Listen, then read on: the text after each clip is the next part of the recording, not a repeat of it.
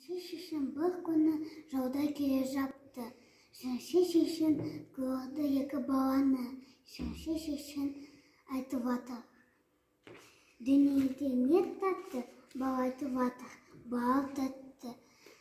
Не жұмсақ? Мамық жұмсақ. Не қатты? Тас қатты. Екінші бала айтып жатыр: мен сұрайымшы. Шешен айтып жатыр: айта ғой.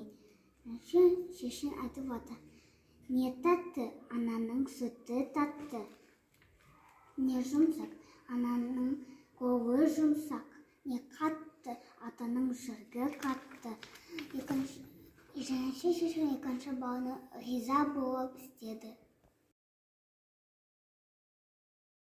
Шешен бір ауылда жолаушылар келе жатыр бір ауылда. Сосын айтып жатыр: ей, бұл кім үйде бар? Біз қонақпыз.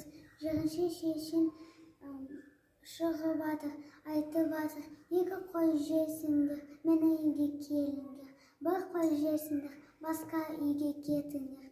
Сосын қонақтар шешені кіріп жатыр. Сосын туан деп тұр ол. Сосын қонақтар айтып жатыр: ол туан деп тұр, басқа қой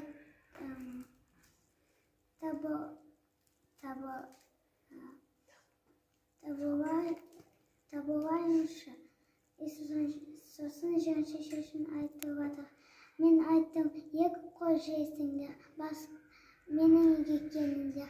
Бір қой жейсіңдер, басқа үйге кетіңдер. Сосын қонақтар басқа үйге келе жатыр. Болды.